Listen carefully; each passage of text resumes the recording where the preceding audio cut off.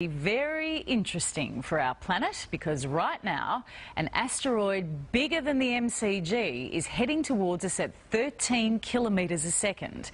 As Alex Cullen reports, come Wednesday it will be closer to Earth than the Moon. The clock is ticking. On November 8th of 2011, we have a 400-metre-sized object coming within the orbit of the Moon. 400 metres? Yeah. That's a big asteroid. It is indeed. And I mean, if that hit, we'd be in a lot of trouble. We would indeed, yes. The asteroid goes by the unromantic name of 2005 YU55. It's the size of an aircraft carrier.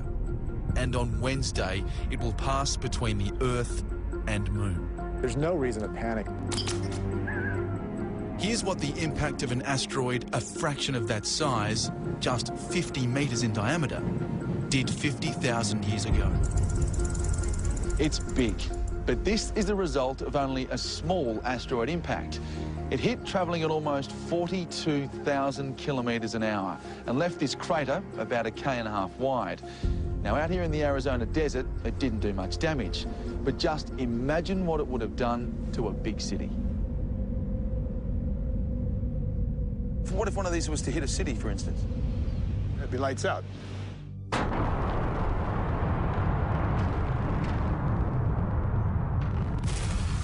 So an object of that size were to explode over a city, it would cause devastation. Don Yeomans runs NASA's JPL Space Guard program. Screw that. Last month, his team of asteroid trackers calculated there were nearly 20,000 near-Earth asteroids, some 1 kilometre in size. The largest could wipe out the world. What sort of damage are we talking about? An impact by a large asteroid has the capability of taking out our civilization, and not many worrisome threats can make that claim. So it is worth some effort, and I think the effort is well underway to find these objects, to track them for 100 years into the future, and see whether any of them represent a threat. NASA and the U.S. Congress became a bit concerned several years ago that an object of 1 kilometer size or larger that might hit the Earth could have global catastrophic consequences. In the Catalina Mountains, north of Tucson, Arizona, I'm travelling with Ed Beschel, who tracks comets and asteroids for NASA using telescopes in the US and in Australia. Is there a situation where you could find one a day before it gets here? Absolutely. Now, in fact, actually, we did that with the observatory that we're going to right now. We found an object in October of 2006 that we discovered, and it actually hit the Earth the next day. Fortunately, it was only 3 meters in size, about the size of a car. So it came in over the Sudan desert, broke up harmlessly. Okay, but luckily it was only 3 meters. That's right. And that was one of the reasons that we were About 70% of new asteroid discoveries are made here. In this particular case, this object's moving relatively fast. Ed and the other astronomers scan outer space for moving objects.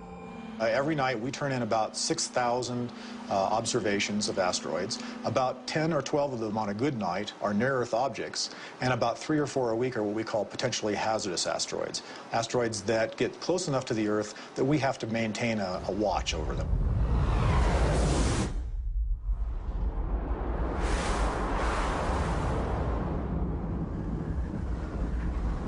A 1 kilometer asteroid could throw up hundreds of billions of tons of soil into the upper atmosphere.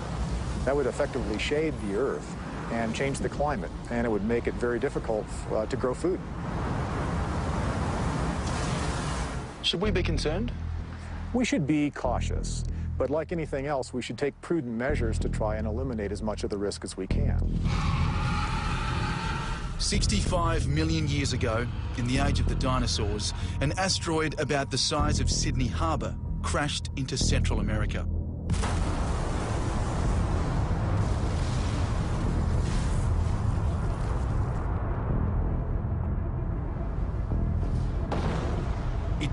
day into night for a year, and almost everything on Earth died. The biggest threat now is an asteroid called Apophis. In 2029, it will pass so close to Earth, we'll be able to see it with the naked eye. What worries astronomers most is Apophis passing through a small corridor in space called a keyhole, where our gravity would change its orbit, sending it on a collision course with us 7 years later.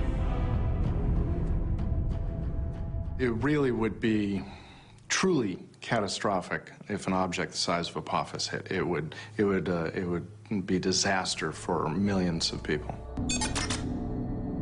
Which is why Dr. Bruce Betts at the Planetary Society in Los Angeles is keeping a close eye on Apophis.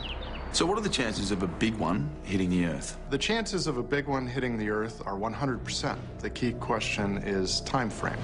It's time to suit up, I guess. We got a big day. In the movie Armageddon, Bruce Willis blew up an approaching asteroid with a nuclear weapon. But in reality, that's the worst thing to do, because the blast would create smaller asteroids that could smash into Earth. So what, if anything, can we do to protect our planet? One way of knocking an asteroid off its orbit and making it miss the Earth would be to slam into it with a hypervelocity bullet, a big spacecraft that hits it at tens of kilometers per second. Dr. Tom Jones is a former NASA astronaut.